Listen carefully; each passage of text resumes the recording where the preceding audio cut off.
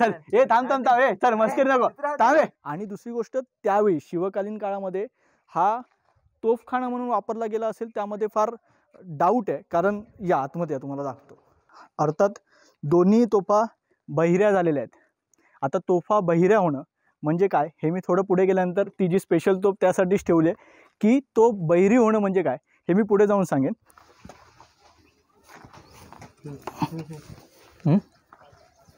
नाही हात नको, वर येताना फक्त हात दे.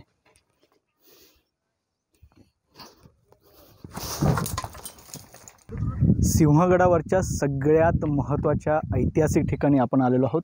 नरवीर तानाजी मालुसरे यांचा हात गमावल्याची जागा ही आपल्या समोर दिसते. मगाशी आपण चालत आलो, आता अर्थात आपण एका साईडला चप्पल काढूया.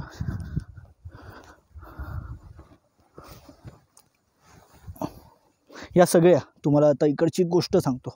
या आत्ता आपल्याला म्हणजे या स्मारकाचं दर्शन घेण्यापूर्वी अजून 2 नवीन मंडळी आपल्याकडे जॉईन झालेले आहेत. या रोशन साबळे, राईट, चैतन्य साबळे, सॉरी. 2 आणखी एकाचा मला रोशन साबळे म्हणून आणखी एक आहेत, त्यांचा मेसेज आला. पण चैतन्य साबळे आहेत, त्यांचे मित्र शुभम काळे. शुभम काळे. तुम्ही कुठून आलेलात? बिगवन, इंदापूर. अच्छा, ओके. म्हणजे पुणे जिल्ह्यात, राईट? पुणे जिल्हा. तर खास ते तिकडून आज आलेले आहेत आणि सरांसाठी भेटण्यासाठी आलोय. त्यांचे कार्य खूप चांगलं आहे. त्या कार्याला सहभाग देण्यासाठी, आपल्या महाराजांचा इतिहास घरोघरी पोहोचवण्यासाठी यूट्यूब मार्फत, इंस्टाग्राम मार्फत, रील मार्फत, आणि त्यांचं असंच कार्य आहे. त्या कार्याला सहभाग देण्यासाठी आणि सहकार्य करण्यासाठी आम्ही आज खास आलेलो आहोत. तरी सरांचं हे कार्य आतोनात चालतच राहणार आहे. तर मला त्याने खास सांगितलं होतं की तुमचं जे काही शूट असेल, जिथे कुठे असेल महाराष्ट्रात, मला कधीही सांगा, मी यायला तयार आहे. सो अशा सगळ्या मंडळींमुळे आज हा रोडविल जाण्याचा प्रवास पुढे चालू आहे. तर आत्ता आपण किती झालो? 1 2 3 4 5 6, राईट? 6. तर आता 6 मंडळी आलेले आहेत. आणि काय झालं आहे की एकतर सिंहगडावर नेटवर्क नाही आहे, त्याच्यामुळे आत्तासुद्धा आम्ही कुठे आहोत, आम्ही त्यांना काय राजाराम महाराजांच्या समाधीचे इकडे आहेत सांगेपर्यंत आम्ही इथपर्यंत पोचलो. पण लकीली ते याच वाटेने आले. आणि मगाशी मला वाटतं सौरभलासुद्धा लेट झालं, कारण त्यांना तो तर नांदेडवरून आला आहे, त्याच्यामुळे त्याच्यापर्यंत पोचण्यासाठी तर बराच आम्हाला वेळ गेला. पण तो आम्हाला घोड्याच्या पागीचे ते मिळाला. संकेत आहे आणि अनिकेत तर आहेत. चला आता एकतर ही जागा महत्त्वाची का माहिती आहे, कारण आत्ता आपण आता इथे हात गमावण्याची जागा आहे, बरोबर आहे. इथून आता जेव्हा आपण तानाजी गडाकडे जाऊ तर तुम्हाला लक्षात येईल की जवळपास हे 300-400 मीटरचं अंतर आहे. म्हणजे आपले तानाजी मालुसरे कडा चढले कुठून, युद्ध नेमकं झालं कुठे, त्यांनी हात गमावला कुठे, आणि उदयभानाचं जे थडगं आहे ते तर पार पलीकडे आहे, जे झुंजार बुरुजाच्या इथे आहे. तर हे सगळं समजून घेण्यासाठी ते युद्ध कशा पद्धतीने झालं, कारण आता आपण तिथे तानाजी कड्याच्या इथे गेल्यानंतर आपण ते सगळं जाणून घेऊ की खामगाव खिंडीतून नेमके ते कसे आले, दोनागिरी कड्यामध्ये ते नेमके आतमध्ये, त्यानंतर चढण्यासाठी नेमका किती वेळ लागतो. 2-3 तास कडा रात्री चढल्यानंतर युद्ध करायचं. आपण 500 पण नाही, खरं तर तानाजी मालुसरेंसोबत 300 मावळे वर चढले होते. 200 मावळे सूर्याजी मालुसरेंसोबत कल्याण दरवाजा मार्गे येणार होते. आणि अगदी अटीतटीच्या वेळेला सूर्याजी मालुसरेंनी कल्याण दरवाजा फोडला आणि ते आले. तोपर्यंत तानाजी मालुसरेंनी मला वाटतं देह ठेवलेला होता तोपर्यंत. पण 300 मावळे विरुद्ध 1500 राजपूत, म्हणजे हा काही कॉम्बिनेशन नाही. एका मागे जवळपास 5 जण. 500 तर मंडळी, बाकीचे 200 मंडळी तर नंतर आली. पण तेवढं सगळं फिरून आल्यानंतर युद्ध करणं आणि ते युद्ध जिंकणं, याला इतिहासामध्ये फार महत्त्व आहे. आणि ते फक्त मराठे करू शकतात. कारण जर तुम्ही मुघली सैन्य असेल किंवा आदिलशाही सैन्य असेल तर त्यांचा तामझाम असतो. ती लोक जातात तर आरामात 2-2, 3-3 दिवस, आपण जो मार्ग एका दिवसात कव्हर करतो त्यांना तिथे 2-2, 3-3 दिवस लागायचे. आणि दुसरी गोष्ट, छत्रपती शिवाजी महाराजांनी सिंहगड वेढा घालून कव्हर करू शकले असते, कारण नेहमीचा किल्ला होता, राजगड जवळ होता, वेढा टाकता आला असता. पण वेढा टाकल्यामुळे 5 ते 6 महिने गेले असते, कारण गडावर ऑलरेडी धान्य साठा होता, राजपूत उदयभान राठोड होता, त्याच्यामुळे आधीच दारुगोळाचा साठा असल्यामुळे, अन्नाचा साठा असल्यामुळे वरून तोफमारा होऊ शकतो. वरचा जो किल्लेदार आहे तो गड जास्तीत जास्त वेळासाठी लढवू शकतो. तर आपल्याकडे म्हणजे स्वराज्यासाठी पर्यायानं छत्रपती शिवाजी महाराजांकडे तेवढा वेळ कधीच नव्हता. कमी वेळेमध्ये जास्तीत जास्त यश मिळवणं गनिमी काव्याच्या मदतीने, हे महाराजांनी सूत्र अवलंबलेलं आहे. त्यामुळेच तानाजी मालुसरेंची या सिंहगडासाठी निवड करण्यात आली. आता अर्थात ती का करण्यात आली ते मी तानाजी कड्याची इथे जाऊन सांगेन. तत्पूर्वी हा बघा, आपलं तानाजी मालुसरेंनी कुठेतरी इथे हात गमावलेला असेल आणि त्याचं प्रतीक म्हणून इथे हात दाखवलेला आहे. आता हा प्रकार खरं तर आपण सिंदखेड राजाच्या इथे सुद्धा बघितला होता, पण त्यांच्या शौर्याचं प्रतीक म्हणून ही विरगळ किंवा हा खडक आपल्याला दिसतो, हे शिल्प आपल्याला दिसतं ज्याच्यावर घोड्यावर हा सैनिक बसलेला आहे. याचा अर्थ काय की एक काय म्हणतात की युद्ध लढणारा सैनिक इथे दाखवण्यात येतो. त्याचा अर्थ असा असतो की एखादा जो धारातीर्थी पडलेला आहे आपला मावळा, त्याच्या स्मरणार्थ अशा पद्धतीने विरगळ उभी केली जाते. तर इथे आता हात गमावल्याची जागा, हे स्मारक आणि ही विरगळ या दोन्ही समोर नतमस्तक व्हायचं आहे. आणि इथून आता आपल्याला कलावंतिनीच्या बुरुजामार्गे तान्हाजी कड्याकडे जायचं आहे, मूळ तान्हाजी कडा पाहायचा आहे आणि त्यानंतर त्याचा पुढचा इतिहाससुद्धा जाणून घ्यायचा आहे. चला, हे बघा, तानाजी मालुसरे यांनी हात गमावलेली जागा आपण तिथे पाहिली. त्या दगडी वाटेने आपण इथे आलो. मागे MTDCचं हे छान हॉटेल आहे. खूप सारे पैसे असतील तर तुम्ही इथे येऊ शकता. 8 माणसांसाठी डॉर्मेंटरी ठेवली आहे आणि रेट 5,600 रुपये ठेवला आहे. आता जाऊ दे, आता काल आम्ही जाऊन आलो इकडे, आम्हाला रात्री राहायचं होतं, पण सर्वसामान्यांसाठी पण विचार करून शासनाने काहीतरी केलं पाहिजे. हां, पण एक कौतुक करण्यासारखी गोष्ट आहे की MTDC आतून जे काही हॉटेल आहे अप्रतिम आहे. म्हणजे सुविधा अप्रतिम आहेत. वॉशरूमपासून म्हणजे हॉलची साईज वगैरे सगळं उत्तम आहे. म्हणजे त्या तुलनेने उत्तम आहे. पण आम्ही काय म्हटलं की आम्ही 4 जण आहोत, आम्हाला डॉर्मेंटरी वापरू द्या, जे काय तुमचे चार्जेस असतील ते आम्ही देऊ. त्यांनी म्हटलं की नाही, 8च जण रूम घेतला तर मग रूममध्ये अमुकच तमुकच, ते असे फालतू नियम नसले पाहिजे. तुम्हाला जर डॉर्मेंटरी आहे तर तुम्ही 4 लोकांचं 4 लोक वापरा, ज्याचा एक माणसाचा जो काही कॉस्ट असेल तो देईल आणि तो राहील ना. तर हा सगळा विषय असो. MTDCच्या ही बघा, ही वाट इथे जायते आणि आता ही वाट समोर बाहेर पडली की समोरच दिसतो तो कलावंतिनीचा बुरुज. आता कलावंतिनीचा बुरुज पाहूया आणि तिथे पुढच्या गोष्टी जाणून घेऊया.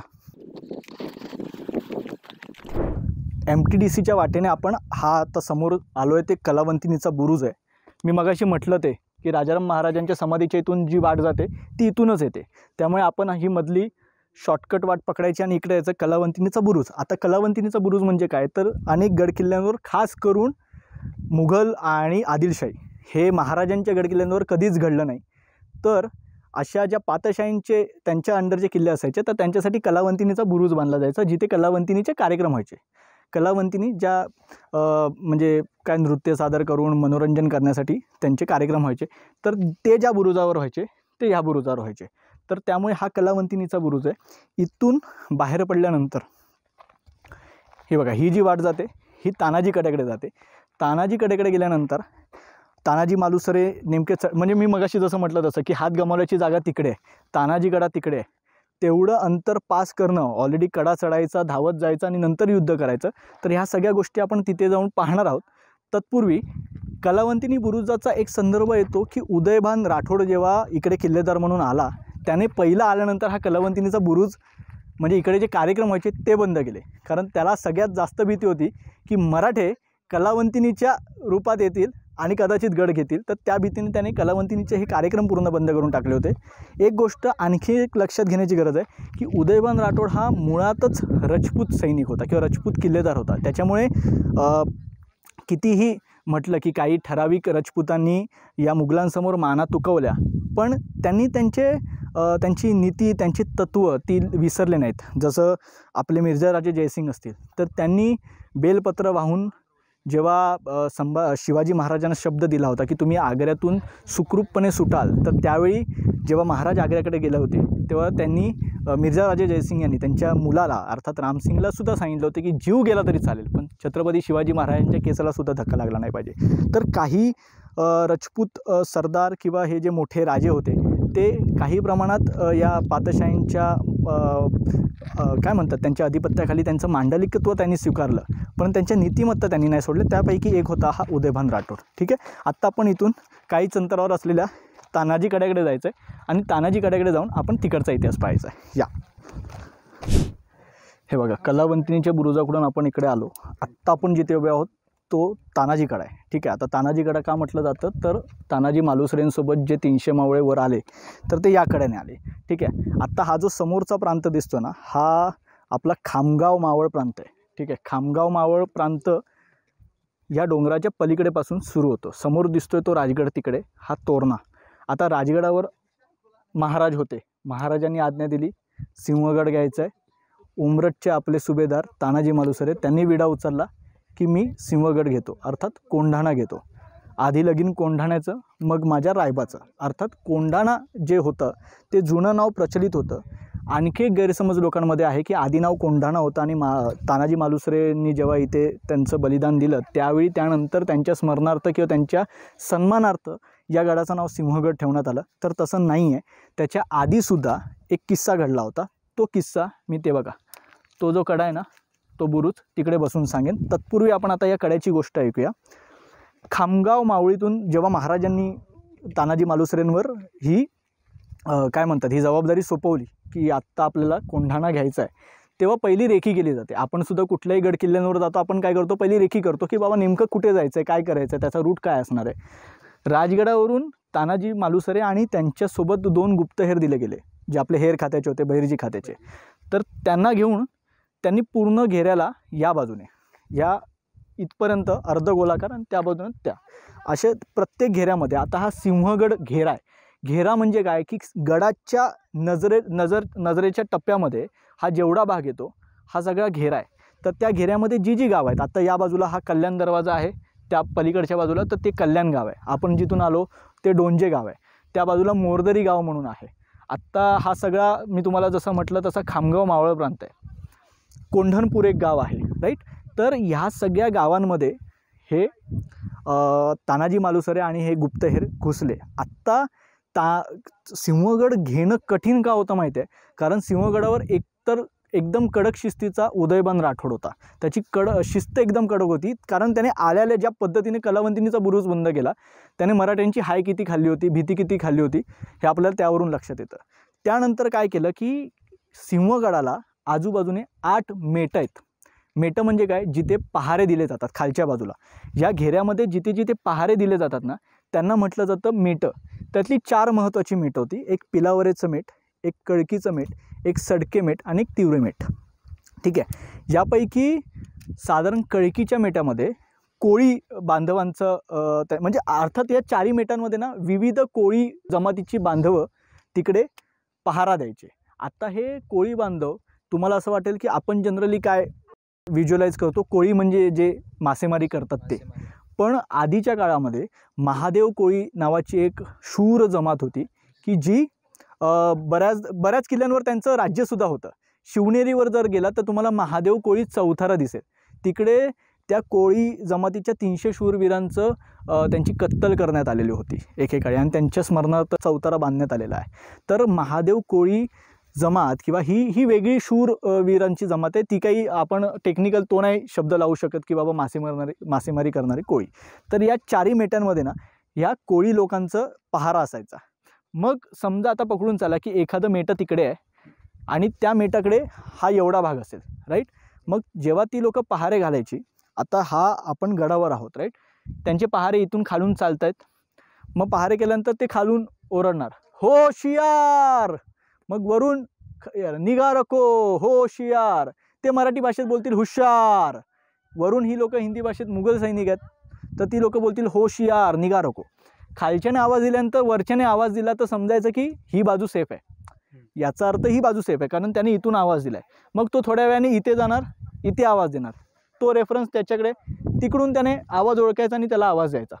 कारण आपल्याला असं वाटतं की आपला आवाज तिथे जाईल, पण अंतर फार मोठं आहे. त्यामुळे इकडच्याने दिलेला आवाज तिकडे जाईल असं नाही आहे, तो याच पट्ट्यामध्ये येणार आहे.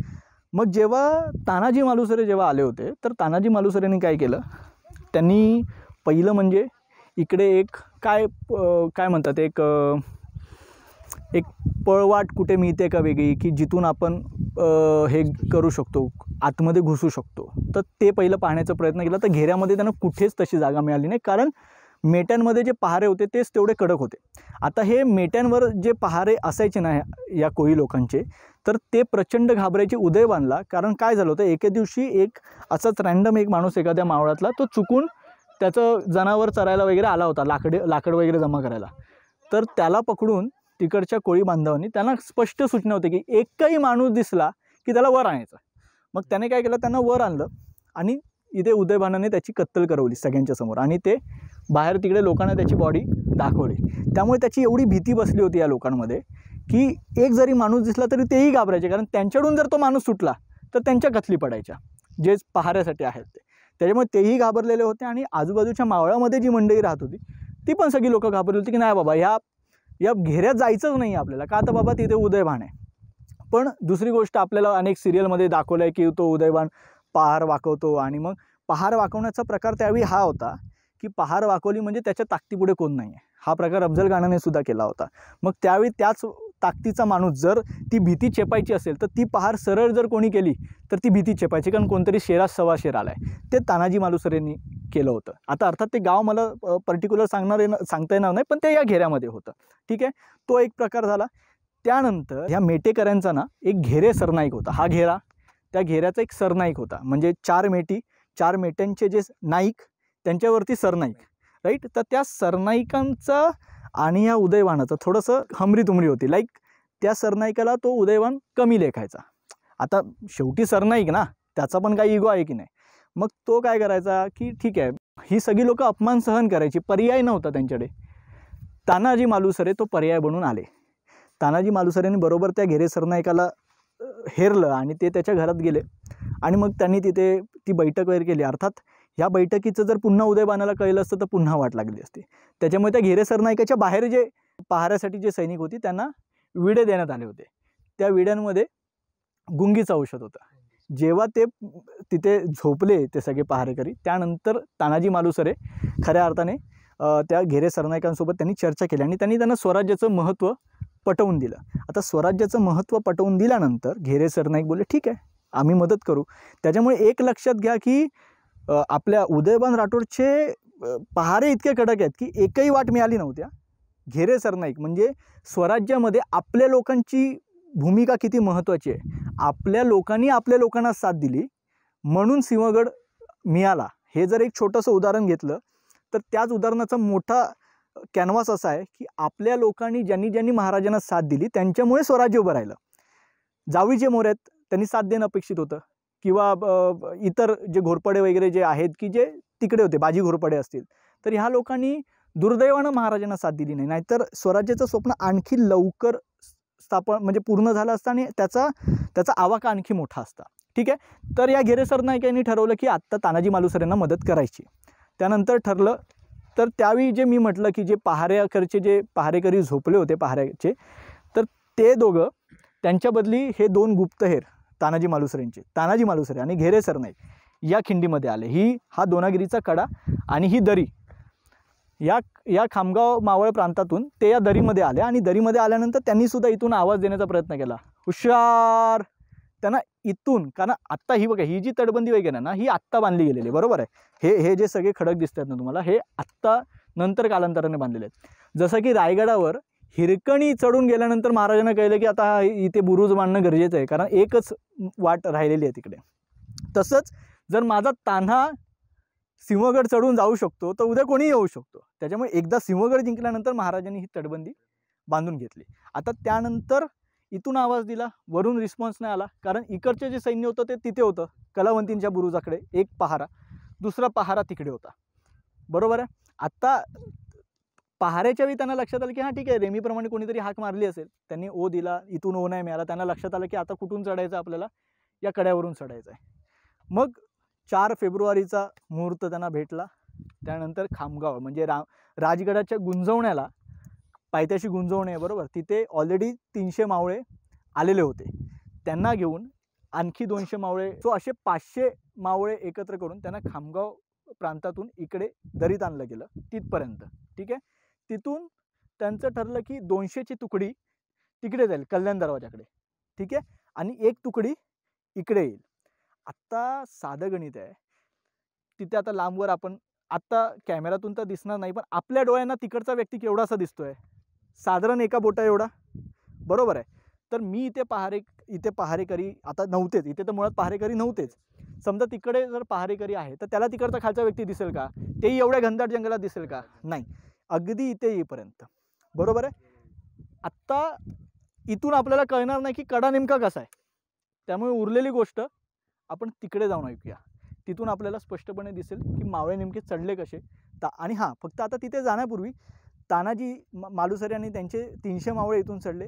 इथून ते बघा समोर तिकडे त्यांचं युद्ध झालं, जवळपास 200 मीटर अंतर आहे. आता हे सगळे हे वास्तू आता झाले असतील. इकडून ते सरसकट सगळे सैनिक पळत सुटले असतील. काही सैनिक त्यांनी कल्याण दरवाजाच्या दिशेने पाठवलं, कारण मुळात नियोजन असं ठरलं होतं की काही सैनिक जाऊन कल्याण दरवाजा उघडतील पुढून, कारण सूर्याजी मालुसरेंना बाहेरून तो उघडणं शक्य नव्हतं. पण अर्थात ते नंतर काय घडलं ते पुढे आपण ऐकू. तर इथून तिथपर्यंत त्यांचं ते युद्ध झालं. तिकडे त्यांनी हात गमावला आणि पुढे मग ते युद्ध कसं झालं, उदयवान नेमका तिथपर्यंत कसा काय गेला आणि पुढे मग उदयवानाचा मृत्यू कसा झाला, ह्या सगळ्या गोष्टी आपण पुढे जाऊन ऐकूया. चला. हे बघा, मगाशी आपण तानाजी कडा तिकडे पाहिला, बरोबर आहे. आत्ता मी मगाशी जे सांगत होतो की खामगाव मावळातून या दोनागिरीच्या दरीमध्ये आले 300 मावळे, जे कोणासोबत आले, तानाजी मालुसरेंसोबत. ठीक आहे. त्यांनी अर्धे सूर्याजी मालुसरेंसोबत कुठे पाठवले, तर कल्याण दरवाजाच्या दिशेने, म्हणजे ते क्रॉस करून तिकडे गेले. आता नियोजनाप्रमाणे काय ठरलं की या 300 मावळ्यांनी हा कडा चढून वर जायचं. आत्ता ही दरी क्रॉस करत हा बघा, हा साधारण बेस पॉईंट असेल. ठीक आहे. आता क्लाइम्बिंगच्या भाषेत तुम्हाला सांगायचं झालं तर आजही क्लाइम्बिंग सुरू आहे. त्याला काय म्हणतो आपण, प्रस्तरारोहण, ज्याच्यामध्ये पहिल्या किंवा दुसऱ्या व्यक्तीला जाताना ओपन क्लाइम्बिंग करावं लागतं. त्याच्याकडे पहिल्यापासून रोप लावलेली नसते. त्याला क्लाइम्बिंग करत वर चढावं लागतं आणि वर चढल्यानंतर तो रोप लावून खाली सोडतो आणि मग शेवटचे जे जातात ना ते झुमार करत जातात. आत्ता जे जातो आपण ते त्याला झुमारिंग म्हणतात. तेव्हा त्यांना चढूनच जावं लागलं असेल. आता तिकडून त्या कड्यावरून समजा खाली आता दोर टाकलेले आहेत. आता तिथे माणसं उभी नाही आहेत, पण समजा आता मगाशी जेव्हा आता आम्ही ऑब्झर्व करत होतो तेव्हा अगदी बोटा एवढी दिसणारी माणसं होती, जी आपण तिथून पाहिली या बाजूला दिसत होती. तेव्हा आता इथून समजा इथे समजा पहारा असेल तरी पण तानाजी मालुसरे आणि त्यांचे जे 300 मावळे कडा चढले ते रात्रीच्या वेळी चढले, बरोबर आहे. आता मावळ्यांचं साधारण गणवेश काय असेल, तर तो आपलं घोंगडं असेल, की त्यानंतर काय म्हणतो आपण, काय घालतो, धोतर घालतो, तर त्या पद्धतीने धोती असेल. त्याच्यामुळे बऱ्यापैकी तो सगळा धोतीचा असं कलरसुद्धा चॉकलेटी, जो मातीला मिळता जुळता असेल. त्याच्यामुळे समजा या कड्यावरून चढत असताना भर रात्रीमध्ये, जेव्हा रात्र अगदी काळोखी आहे, नवमीची रात्र त्यांनी निवडली होती, तर त्यावेळी माणूस दिसणं जवळपास अशक्य आहे. आणि तुम्हाला माहिती असेल की हा कडा निवडण्याचं कारणच ते होतं की या कड्यावर पहारे नव्हते. आता पहारा होता तो बघा तिकडे कलावंतिनीच्या बुरुजाच्या इथे, पण आता इथून दिसताना तो कलावंतिनीचा बुरुज आपल्याला सहज स्पष्ट दिसतोय. मात्र त्या बाजूने ना हा मधला डोंगर, हा वेगळा डोंगर आहे. तो कलावंतींचा डोंगर वेगळा आहे, हा डोंगर वेगळा आहे. आलं तुमच्या लक्षात. आणि त्याच्या पलीकडे तो बुरुज आहे. त्याच्यामुळे तिकडून बघत असताना तानाजीगडा आपल्याला दिसत नाही, म्हणजे तिकडच्या पहारेकरांना तानाजीगडा दिसणार नाही. समजा ह्या बाजूला समजा हा भाग असेल तर या इकडच्या पहारेकरांना इथे पाहणं, कारण त्यांचं काम काय, जनरली कसं असतं की तुमची नजर सगळीकडे असली पाहिजे, पण त्यावेळी नियम इतके कडक होते ना, तुला हा भाग दिला ना, तू हाच भाग पाहायचा जोपर्यंत काही आणीबाणीची परिस्थिती निर्माण होत नाही आहे. तर त्यामुळे हा भाग पूर्णपणे ओपन असल्यामुळे बरोबर हा भाग निवडण्यात आला आणि इथून 300 मावळे वरपर्यंत चढले. ठीक आहे. आत्ता इंटरेस्टिंग गोष्ट काय की साधारण हा कडा ना तुम्ही नॉर्मली चढायला जाल तर 2-2.5-3 तास लागतात. क्लाइम्बिंग करत जायचं असेल तर 3 तास एखादा, ते बघा त्या कड्यावर 2 व्यक्ती आले बघा. आत्ता कडा चढून गेलेला मावळा तो काय तिथे उभा नाही राहणार.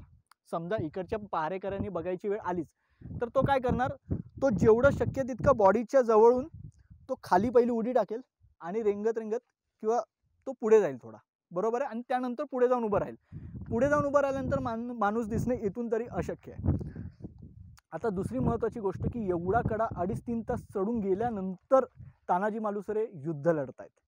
तेही 1,500 राजपूत वर आहेत. कारण नियोजन असं ठरलं होतं की 200 मावळे कल्याण दरवाजा फोडतील, पण दुर्दैवाने कल्याण दरवाजाकडे मोठ्या प्रमाणात फौजफाटा होता. त्याच्यामुळे जोपर्यंत ह्या 300 मावळ्यांपैकी काही निवडक मावळे जोपर्यंत कल्याण दरवाजा जाऊन तो फोडत नाहीत तोपर्यंत कल्याण दरवाजात जे 200 मावळे थांबले ते वर येणं अशक्य होतं. पण दुर्दैवानं झालं असं की कल्याण दरवाजाकडून जाताना जी 200 मावळे त्यांना लक्षात आलं की ते तिथून चढतायत, तर त्यांना भनक लागली आणि त्या लोकांनी आवाज दिले. आणि आवाज पण कसे असतात, समजा पकडून चालू की आयदर ते मोठी काय म्हणतात की नगारे वाजवतील, त्या म्हणजे प्रत्येक नगाऱ्याचं वाजवण्याचं पण हे वेगळं आहे. आगमनाची वर्दी वेगळी आणि धोक्याची वर्दी वेगळी, त्याचे आवाज पण वेगवेगळे असतात. किंवा ती तुतारी असेल किंवा वेगवेगळे आवाज असतील. समजा जसं आपण म्हटलं की खालून होशियार, तर आता आम्ही जेव्हा ट्रेकिंगला जातो, समजा आम्ही जर गॅप गेला मध्ये खूप 2 माणसांमध्ये जर आमचा गॅप गेला, तर आम्ही काय करतो, ओए असा आवाज देतो आणि समोरून ए ओ असा आवाज आला तर आम्हाला कळतं की कुठल्या वाटेला जायचं आहे. तर तो प्रकार साधारण जेव्हा कल्याण दरवाजाच्या बाजूने मावळे येतात हे लक्षात आलं शत्रू सैन्याला, तेव्हा तिकडे वर्दी मिळाली की आता मराठ्यांचा हल्ला झाला आहे.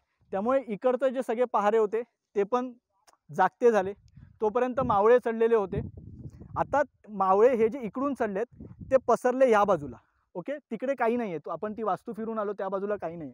हे मावळे सगळे ह्या बाजूला पसरले आणि त्या बाजूला म्हणजे तिकडे जिथे तानाजी मालुसरेंनी हात गमावला त्याच्या वरच्या उजव्या बाजूला बघाल ना, तर तिकडे काही वास्तू आहेत.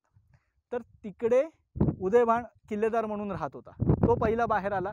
त्या दोघांचा तिकडे सामना झाला आणि त्या ठिकाणी त्यांचं युद्ध झाल्यानंतर तिकडे त्यांनी त्यांचा हात गमावला. हात गमावल्यानंतर सुद्धा त्यांचं युद्ध सुरू होतं. हात गमावल्याची जागा वेगळी आहे. ते तिथे मरण पावले नाहीत किंवा तिथे त्यांचा मृत्यू झाला नाही. हात गमावल्यानंतर सुद्धा युद्ध चालू राहिलं. युद्ध चालू करत ती लोक लढत इथे आले. कारण युद्ध तुमचं रनिंग असतं. तुम्ही एका जागेवर नाही करत, तुम्ही धावत पळत, कारण तुम्हाला जीव पण वाचवायचा असतो आणि तुम्हाला सेफ पण राहायचं असतं.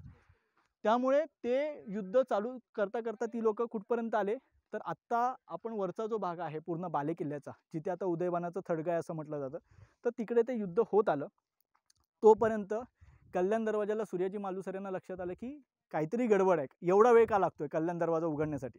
त्यामुळे त्यांनी थोडीशी काय झालं की समजा आता कल्याण दरवाजाचा जो फौज फाटा, त्यांना लक्षात आलं की मावळे तर इकडेच, तिकडे त्यांना कमी मनुष्य बळ दिसलं. त्यामुळे तिकडे त्यांनी जाण्यापेक्षा अर्धे सैनिक इकडे आले. तिकडे त्यांना लक्षात आलं की तिकडचं मनुष्यबळ कमी झालं आहे. त्यांनी कल्याण दरवाजावर हल्ला केला. कल्याण दरवाजा फोडण्यात आला आणि जोपर्यंत तानाजी मालुसरेंनी आपला जीव तिथे सोडला, त्यांनी तिथे देह ठेवला, तोपर्यंत सूर्याजी मालुसरे वर आलेले होते. पण अनेकदा असं होतं की जुन्या काळामध्ये युद्धामध्ये समजा आपला सेनापती पडला तर सैन्य पळत सुटायचं, कारण जीव वाचवण्यासाठी. पण स्वराज्यामध्ये हीच वेगळी गोष्ट होती की सेनापती जरी गेला तरी सैन्य लढत राहायचं. तानाजी मालुसरे गेल्यानंतर थोडंसं मराठा सैन्य बिथरलं, मावळे बिथरले, हे नाकारता येणार नाही. मात्र सूर्याजी मालुसरे आल्यानंतर सुद्धा सूर्याजी मालुसरेंचं कौतुक एवढ्यासाठी की आपला सक्का भाऊ मेलेला आहे, तरी पण त्यांना सहज शक्य होतं की माझा भाऊ मेला, मी जातो पुन्हा माझ्या घरी. पण स्वराज्यासाठी कोंढाणा, स्वराज्यात आणणं जास्त महत्त्वाचं होतं. त्याच्यामुळे त्यांनी बाकीच्या मावळ्यांना सांगितलं की तुम्हाला लढायचं आहे, बायकांसारखं पळायचं नाही. त्यांनी पहिले इकडचे सगळे जे काही दोरखंड होते ते कापले. पुन्हा युद्ध सुरू झालं आणि आपला सिंहगडावर भगवा फडकला. तानाजी मालुसरे त्यानंतर मधल्या कुठल्या तरी वाटेमध्ये, कारण तिकडे त्यांनी नेमकं कुठे त्यांचा देह ठेवला ती जागा नाही आहे, पण आपण एक पकडून चालू की त्याच्या पुढे जिथे उदयभान वगैरे असेल तर त्या बालेकिल्ल्यावर कदाचित त्यांचं शेवटचं युद्ध झालं असेल. कारण उदयभानावर जो प्राणघातक शेवटचा हल्ला झाला तो खरं तर तानाजी मालुसरेंचाच होता. पण त्यानंतर सुद्धा उदयभान काही काळासाठी जिवंत होता. शेलार मामा जे होते सूर्याजी मालुसरे आणि तानाजी मालुसरे यांच्यासोबत, तर शेलार मामाने शेवटचा हल्ला उदयभानवर केला आणि उदयभानाला सुद्धा जीवे मारलं गेलं. आत्ता मराठा आणि मुघलांमध्ये काय फरक आहे, उदयभान जेव्हा पडला तेव्हा मुघली सैन्य पळायला लागला आणि केवळ 500 सैनिक आणि 1,500 राजपूत हा फरक आहे. आणि त्यातही सुरुवातीला थोडंसं आपण अलीकडे येऊ की 200 मावळे तर कल्याण दरवाजाने पार केलाच नव्हता. पहिले तर 300 मावळे विरुद्ध 1,500 राजपूत, म्हणजे एकाला 5 या पद्धतीने ते युद्ध झालं. नंतर मग उरलेले 200 मावळे आले आणि अखेरकार आपला हा सिंहगड स्वराज्यात दाखल झाला. त्याच्यामुळे आत्ता देवाच्या जर नशिबात असेल, सॉरी तुमच्या सगळ्यांच्या नशिबात आणि माझ्या नशिबात जर असेल, देवाने जर साथ दिली, तर आमचा प्रयत्न चालू आहे की हा कडा चढून जाण्यासाठी. आम्ही टेक्निकल टीमसोबत आमचं बोलणं झालं आहे. आमचंच म्हणजे मी ज्या टीमसोबत क्लबसोबत मी ट्रेकिंग करतो, डोंगरी क्लब, तर ते सगळे यायला तयार आहेत. आम्ही हा कडा क्लाइंब करायला तयार आहे. पण काहीतरी वनविभागाची परवानगी घ्यावी लागते त्याच्यासाठी, तर त्या परवानगीचं काम चालू आहे. ॲक्च्युली मागच्याच आठवड्यात आम्ही हा क्लाइम्बिंग लावणार होतो. पण प्रॉब्लेम असा होतो की जे सगळे क्लाइंबर्स आहेत आमचे ते सगळे जॉबला जाणार आहेत. शनिवार रविवार सुट्टी असते आणि शनिवार रविवारी सिंहगडावर येणं म्हणजे सध्या मृत्यूला आमंत्रण आहे दुसरं. कारण तुम्हाला गड फिरायला भेटणं कठीण आहे, कारण 1,000-2,000 माणसं तर सिंहगडावरच असतात. त्यामुळे हे करायला आम्हाला वीकडेला यावं लागेल. पण ज्या दिवशी आता हा कडा आम्ही चढू तेव्हा मला ॲक्च्युली दाखवायचं की आत्ता आपल्यासारख्या सामान्य माणसांना 2-3 तास कडा चढून गेल्यानंतर आपण पुढे जाऊन युद्ध करू शकतो का? कारण युद्ध साधारण तासभर तर चाललं असेल, तास दीड तास, एक प्रहर चाललं असेल, 3 तासांचा एक प्रहर. तर तेवढी ताकद आपल्यात आहे का हे दाखवायचं होतं. पण बघूया आता ते पॉसिबल आहे का. तर आता ही तानाजी कड्याची ही गोष्ट आता झालेली आहे. त्यानंतर महाराजांनी लक्षात घेतलं की आपला तान्हा जर हा कडा चढू शकतो तर सुरक्षेच्या दृष्टीने ही तटबंदी आली. कारण ही तटबंदी आधी नव्हती, हा पूर्ण ओपन डोंगर होता, म्हणूनच इकडे सुरक्षा नव्हती. त्यानंतर तिथे वर सुद्धा बघा, तो नंतर आता पुरातत्व खात्याने बांधलाय, कारण तो ओपन फॉल आहे. हा बघा, ही तटबंदी जिथून पॉसिबल आहे वर येणं तिथे महाराजांनी तटबंदी बांधून घेतली आणि त्यानंतर सलग ही तटबंदी आपल्याला दिसून येईल. आता ही तटबंदी तर आपण साधारण पकडून चालू की आधीपासूनची होती, आलं लक्षात. कारण ही किंवा ही नंतर पण बांधण्यात आली असेल, कारण हा मूळ जो डोंगर आहे तो हा बघा, हा मूळ डोंगर आहे. आणि जेव्हा तुम्ही पलीकडे जाता ना तुम्हाला खालचा भाग नाही दिसत. आपल्याला असं वाटतं की आपण आता सगळ्या गोष्टी दिसतात. समजा आता पकडून चाललं की कलावंतिनीचा बुरुज आपल्याला वाटतं अरे समोरच दिसतोय ना, पण आता इथून जर चालायला सुरुवात केली तर अर्धा तास लागेल आपल्याला कलावंतिनीच्या बुरुजापर्यंत पोहोचायला. तर एवढीच गोष्ट होती. तानाजी कडा आता आपला पाहून झाला. तानाजी कड्याची गोष्ट ऐकली, आपले तानाजी मालुसरे आणि त्यांच्यासोबतचे मावळे कशा पद्धतीने चढले हे सुद्धा पाहून झालं. आता इथून याच वाटेने आपण झुंजार बुरुजाकडे जाऊ. झुंजार बुरुज इकडे, तो बघा समोर तिथे झुंजार बुरुज दिसतोय. तिथून वर चढायचं. तिथून वर चढल्यानंतर आपल्याला काय लागेल, उदयवानाचं थडगं लागेल. तिथून खाली उतरायचं. देवटाकं आणि त्याच्या अलीकडे आपलं कल्याण दरवाजा वगैरे आहे. कल्याण दरवाजाच्या इथे सुद्धा दाखवण्यासारखं आणि पाहण्यासारखं खूप आहे. तिकडे जाऊ आणि आता पुढचा ट्रेक आपण त्या मार्गाने सुरू करू. दुसरी गोष्ट, तानाजी मालुसरेंसोबत जेव्हा राजाराम महाराजांच्या काळामध्ये हा किल्ला जिंकण्याची वेळ आली तेव्हा नावजी बलकवडे यांनी सुद्धा याच पद्धतीने कड्यावरून चढून विठोजी कारके यांच्या मदतीने आणि इतर मावळ्यांच्या मदतीने सिंहगड स्वराज्यात दाखल केलेला होता. त्यामुळे स्वराज्याची शौर्यगाथा सांगणारे 2 सुभेदार आहेत. एक सुभेदार तानाजी मालुसरे आणि दुसरे आपले नावजी बलकवडे. आणि तिसरी महत्त्वाची गोष्ट की घोरपडीने वगैरे कडा चढला वगैरे, तर घोरपड हा प्राणी जर तुम्ही ग्रामीण भागात असाल तर तुम्ही पाहिला असेल. हां, हे खरं आहे की घोरपड दगडाला खूप घट्टपणे पकडून उभी राहू शकते, पण घोरपडीच्या काय म्हणतात शेपटीला दोर बांधून त्याला, अर्थात ती स्वतःचा जीव वाचवू शकते ना दगडाला पकडून. एखाद्या माणसाचं वजन तेव्हा तर आत्ता आपण 50-60 किलोचे आहोत, तेव्हाचे ते 70-80 किलोचे तर 100% असतील. तर तेवढं वजन घोरपडीने घेणं शक्य नाही आहे. पिक्चरमध्ये दाखवलेला भाग, त्यानंतर पिक्चरमध्ये थोडं सिनेमॅटिक लिबर्टी आली की घोरपडे बंधू, पण तोही थोडासा त्याला पण म्हणजे इतिहासामध्ये वाद आहे की ते घोरपडे बंधू असतील की नाही. कारण घोरपडे हे मुळात नाव हे भोसले घराण्यातून आलेलं आहे. भोसले घराण्याचे कर्णसिंग म्हणून एक त्यावेळीचे राजे होते. तर ते मला वाटतं मुघलशाहीमध्ये काही आदिलशाहीमध्ये होते. तर त्यावेळी त्यांनी घोरपड लावून दोऱ्या लावण्याचं एक वेगळं कसब त्यांनी आत्मसात केलेलं होतं. त्यावेळी या पातेशाहींनी त्यांचा सन्मान करण्यासाठी त्यांना घोरपडे बहाद्दर असं नाव दिलं. त्यानंतर या भोसल्यांनी त्यांच्या पुढच्या वंशावळीत घोरपडे हे नाव कंटिन्यू ठेवलं आणि घोरपडे ही खरं तर पदवी आहे. त्यानंतर हे घोरपडे वंशज आणि घोरपडे सरदार वगैरे हे जे पुढे आले हे मूळचे भोसले वंशावळीचे येतात. तर घोरपड वगैरे हा भाग फार म्हणजे तो कथेत ऐकायला चांगला वाटतो, पण टेक्निकली फार चुकीचा आहे. आता जे मेन 2-3 जे मावळे चढून गेले असतील, दुर्दैवाने त्यांचं नाव इतिहासात नाही, पण त्यांच्या नावाने इथे येऊन त्यांचं स्मरण करायचं आणि त्यांच्या या शौर्याला इथूनच पाया पडायचं आणि पुढच्या प्रवासाला सुरुवात करायची. चला, आणखी एक महत्त्वाची गोष्ट राहिली ती म्हणजे सिंहगड नाव कसं पडलं किंवा ते आधीपासूनच होतं की नाही. तर आधीपासून म्हणजे तानाजी मालुसरेंनी बलिदान दिल्यापासून, अर्थात गड आला पण सिंह गेला असा जो वाक्यप्रचार नंतरच्या काळात प्रचलित झाला की ते विशेषण म्हणून ते पुढे प्रचलित झालं. पण गड आला, एक गड आला पण दुसरा गड गेला, अशा पद्धतीचं ते महाराजांचं वाक्य होतं. एक गोष्ट. दुसरी गोष्ट म्हणजे जेव्हा हा म्हणजे पुरंदरचा तह झाला त्याच्या आधी सिंहगडावर एकदा फितुरी झाली होती. तर त्यावेळी ना महाराजांनी 2 नाईक, एक तान्हाजी नाईक म्हणजे तानाजी मालुसरे आणि आणखी एक काहीतरी कमळोजी नाईक म्हणून कोणीतरी होते. तर नाईक म्हणजे ही पदवी, सुभेदारांना तेव्हा नाईक म्हणायचे आधी, त्यानंतर ते सुभेदार. तर नाईकांना म्हणजे तानाजी मालुसरेंना तेव्हा गडावरची फितुरी फोडण्यासाठी शिवाजी महाराजांनी सिंहगडावर पाठवलं होतं. तेव्हा त्या पत्रामध्ये त्यांनी लिहिलेलं होतं स्पष्टपणे की सिंहगडावर तुम्ही जावा, तुम्ही जाऊन प्रत्यक्ष पहा की फितुरी कोण करतंय, ती फितुरी फोडून काढा आणि त्याचा अहवाल आम्हाला सादर करा. तर त्याच पत्रामध्ये जवळपास 4 ते 5 वेळा सिंहगड नाव आलं आहे, जे पुरंदर तहाच्या आधीच आहे आणि पर्यायानं या तानाजी मालुसरेंचं जे शौर्य आहे, जे बलिदान आहे त्याच्या पूर्वीच आहे. त्याच्यामुळे सिंहगड हे नाव आधीपासून प्रचलित होतं. मात्र ते काळानंतर जेव्हा म्हणजे तुळशीदासांचा जो पोवाडा आहे, तर त्या पोवाड्यामध्ये काय झालं की पोवाडा ऐकण्याच्या दृष्टिकोनातून तो यमक जुळवले जातात, काहीतरी छान छान लिहिलं जातं. तर त्याच्यामध्ये त्यांनी घोरपडीचा उल्लेख केला होता. तर तुळशीदासांचा पोवाडा रेफरन्स घेऊन खूप लोकांनी ते पुढे कंटिन्यू लिहिलं की घोरपड घेऊन तानाजी मालुसरे चढले. आणि दुसरं म्हणजे गड आला पण सिंह गेला, हे दुसरा रेफरन्स त्याच्यामध्ये आला. तर तो तसा नाही आहे, त्याच्या आधीपासून सिंहगड हे नाव प्रचलित होतं. ठीक आहे, थँक्यू. चला, ते बघा तानाजी कडा आणि त्यानंतर खाली आपण ज्या बुरुजावरती गोष्ट ऐकली तो बुरुज समोर दिसतोय. आणि आता त्याच मार्गे आपण या तटबंदीला लागून चालत आलो. आता चालत असताना सिंहगडावर तशा 2 चोरवाट आहेत, त्यापैकी एक चोरवाट ही बघा, ही इथून खाली जाते, इथून तुम्हाला दिसेल. हे बघा आपली 2 मंडळी आता इथूनच चालत आली. आपण सुद्धा मला वाटतं जाऊया, अर्ध्या वाटेपर्यंत बघूया किंवा इथून वर तुम्हाला दाखवतो. एक जण जाईल का पुन्हा? तर बघा आता हा समजा पकडून चला. हा बघा, हा जो बुरुज होता ना, हा खरं तर हा पूर्ण एवढा असणं अपेक्षित होतं. ठीक आहे, आता हा ढासळलेला आहे. ही वाट आता बऱ्यापैकी मळलेली आहे. मळलेली वाट म्हणजे काय की ज्या वाटेवर जास्तीत जास्त माणसांचा वावर झालेला आहे, पायाचे फुटप्रिंट्स तिथे आलेले आहेत, तर त्याला मळलेली वाट सांगतात. कारण आपण ती वाट क्लिअर कट कळते की ती आहे त्या ठिकाणी वाट. हे बघा आता हा बुरुज ढासळलेला आहे.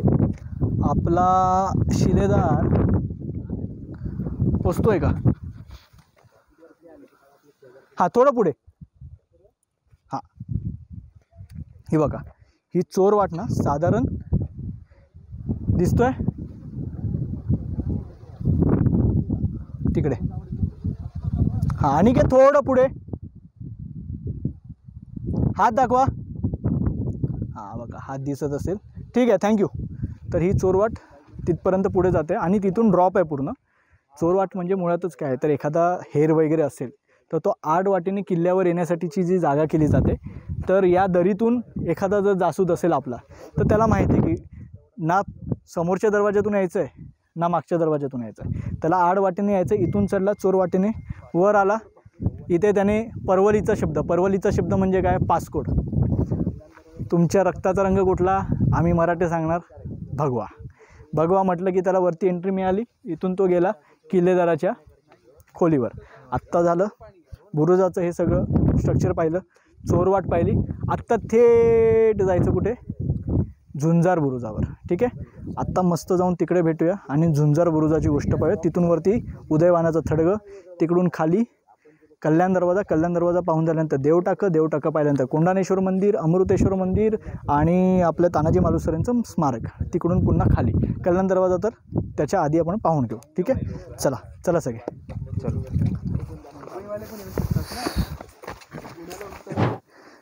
चोरवाटेपासून अवघ्या 50-60 पावलांवर आपल्याला झुंजार बुरुज लागतो. आता झुंजार बुरुजाचा हा भाग बऱ्यापैकी खचलेला आहे, इथे खड्डा वगैरे पण पडलेला आहे.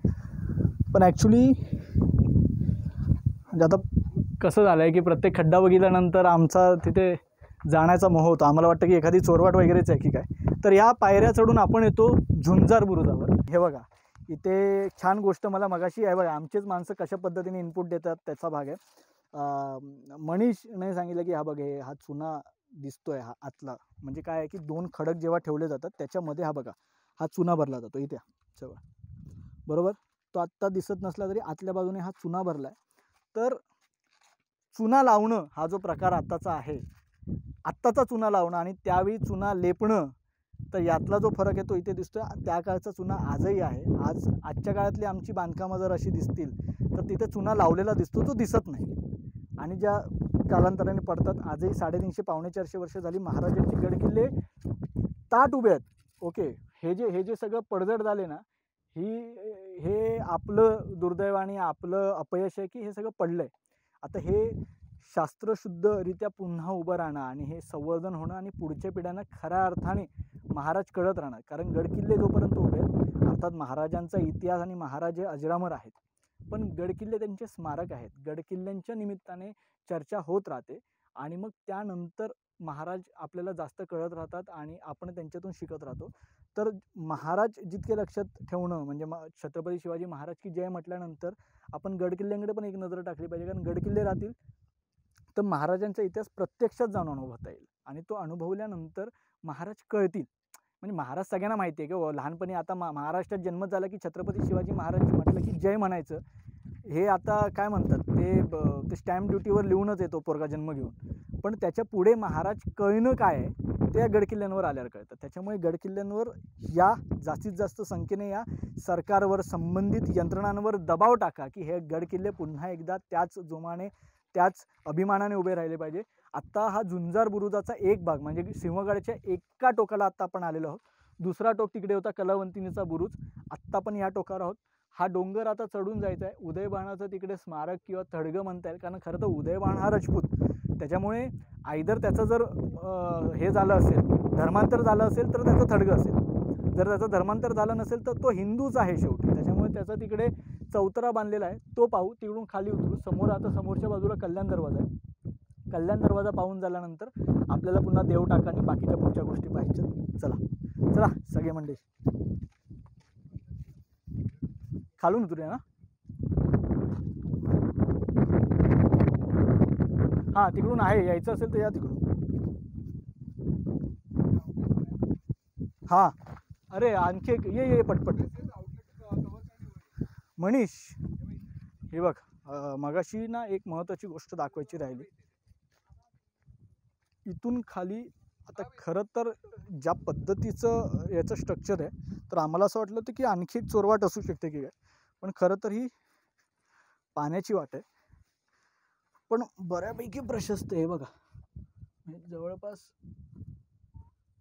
जर तुम्ही जाल तर ही तिथे आतमध्ये दिसते का तुम्हाला, एवढी आत जाते. तर आता हे पाण्याचं आउटलेटच वाटतंय, कारण हा भाग बघितल्यानंतर मला कुठेतरी वाटलं होतं की अर्धवट चोरवाट असेल, पण तसा भाग नाही आहे, पाण्याचा आउटलेटच आहे. चला ठीक आहे, आता इथून बाहेर पडू, हा डोंगर चढू आणि पलीकडे जाऊ. चला. त्याच्यामुळे तुम्ही जेव्हा गडकिल्ले फिरता तर तुम्हाला एखादी वेगळी गोष्ट दिसली तर त्याचा फोटो काढून ठेवा, कारण नगारखान्यावर इशारा दिली जायची वरती गडाला की महाराज येत आहेत, की मग कार्यक्रम झाला म्हणून समजा तुमचा.